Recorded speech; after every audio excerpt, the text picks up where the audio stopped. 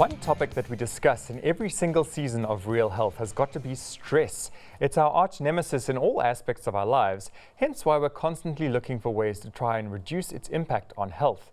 So today we're going to be focusing our attention on how we can detox from stress, mind, body and soul. And our guest in studio for this discussion is Mariama Barry Malumo, who is a natural practitioner. Welcome back to the show. Thank you for having me. So Mariama, let's talk about, I suppose if we're going to talk about de-stressing mind, body and soul, we need to also talk about the build-up of stress. And we talk about a toxic load. How does this happen in the body? Okay, so toxins and a toxic load gets built up in the body when the body is not able to have a way to eliminate them effectively. Right.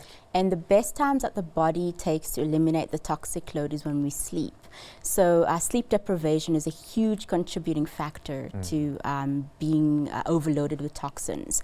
And so when we are tired during the day, we may also go ahead and grab foods that are high in sugar, very caffeinated and processed foods, because we need that burst of energy. Yes. But this is also adding the toxic load to our bodies and will cause us to crash, which is very stressful for the body. Okay, Yeah. so I think it's interesting to note here that we're talking about stress, and we all see stress as almost an emotional reaction. Yes. But it's also impacted so heavily by what we're putting into our body and environmental factors as well. Definitely. Our bodies uses what we give it. So if we are putting in poor quality products into our system, we'll get poor results, you know. So like we said, processed and highly modern foods basically have a lot of very poor nutritional value in them, and when we intake those things, our body's fighting, trying to figure out where am I going to get the good stuff to rebuild. I don't have it. I'll do the best that I can. Okay. And so we live in a stressful environment all the time. Absolutely. Yeah.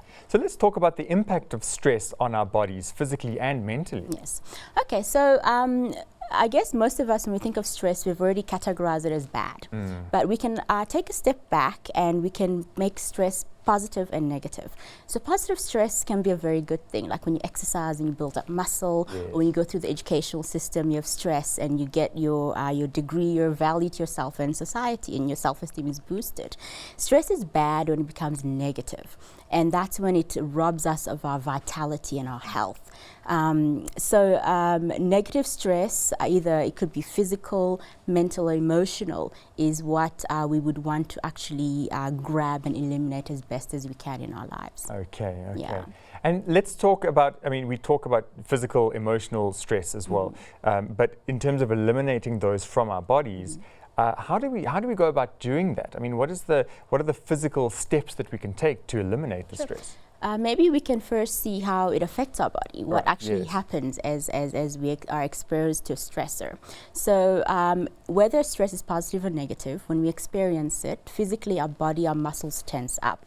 Now, if it's a positive stress, our muscles will relax and let go and we carry on with our lives.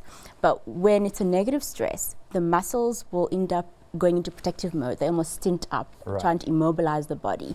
And this is where they can cause pressure to build up on the nerves, because if you think this is the muscle and this is the nerve, and not surrounding that muscle surrounding the nerve, and it compresses that nerve, it can't fire properly. Right. And this is where we can get the aches and pains, both physical and emotional, from stress. Okay, and that's also quite fascinating because we talk about this feeling of tension when it's not as if we've done anything with our body, but the emotional side of things is causing that tension. That response. And the graphic of that is very strong. No, and very much. I don't know if you've seen someone undergoing emotional pain. It's almost like they hunch over and they're protecting themselves from the world. Yes. And that's a physical thing. Your muscles are literally shortening up and tightening, and they're compressing on the nerves. Now, if you're going through that stress over and over and over again, or you're like a sports fanatic and you do crazy sports and you're hitting and bumping, your muscles tighten and stint up, trying to mobilize you to give it a chance to rest and release the tension. Absolutely. And you don't. And so that's where we get led down the path of chronic issues. And we hear stress is causing like 99% of all diseases. Yes, like yeah. that. I mean, we all carry so much of it, even though we don't realize it all the time. Yes. There's an element, and in this modern life that we live, it's so persistent. Yeah. But now, so let's go into now the relieving of that. You do body stress release techniques. Yes. What is the process there, and how does it work? most of us, the stress gets locked on the spine because it's the most mobile set of joints in the body, especially those tiny little muscles between the vertebra. And many a time, when those muscles are overloaded with tension, they tighten up and they pass the load onto the next layer of muscle. And those tighten and pass the load onto the next layer. So you'll go to the beach and swing the baby by the water, and next thing you know, your back locks up. You can't move. That's an overload of stress. And a massage is nice, but it only covers the superficial muscles. Body stress release goes to those tiny little deep muscles and guides them to relax. And there is where you get the relief and the restoring of communication by the nerves and the self-healing and the relaxation. If we are able to release the physical stress and tension, how do we maintain that release by then taking action emotionally to start to relieve the stress in our minds? Lifestyle definitely plays a huge role. Diet, for example. One thing, if you can do one thing correctly, or one thing for yourself, would be cut the sugar. That sugar, I don't know if you've ever seen a movie called That Sugar Film. Yes, I have, yeah, fascinating. I mean, you see the guy going from a nice healthy diet to a seemingly healthy diet that's full of sugar. And you see his mood, his behavior is all messed up. And so just cutting sugar from your diet is a huge step forward towards that de-stressing of the body. And of course, emotionally having a good support system so that when you go through an emotional episode, you go to that support system and you deal with it right there and then. Because when you ignore those emotions, they bury themselves in the body and they cause tension to build up in the body.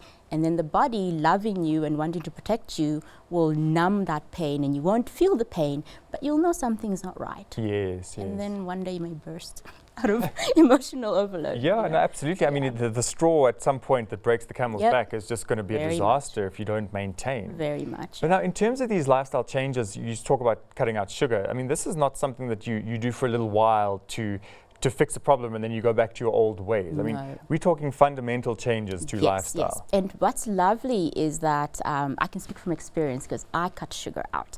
And you find that your taste buds become more refined. And you find that you don't really like processed foods anymore. And so your body, because you're giving it something that is keeping it healthy, actually supports you in the process. And again, I want to say, don't do it like a cold turkey, because then you will be craving that sugar desperately. Do it slowly. Maybe if you have tea with 3 spoons of sugar, make it 2, 2.5, 1. No sugar. Baby steps as well. It makes it so much more manageable. Baby steps, correct. So what other lifestyle changes might you suggest people implement in terms of the advancement of better stress-free living? I think our modern day, our modern world has exposed us so much more bad but also good things out there. And there's so many complementary therapies that can help with maintaining a good, balanced life. Things like body stress release that we spoke about, yoga, also having a good spiritual practice are all nice ways to just give your body a chance to just woosa, rest. And don't forget sleep.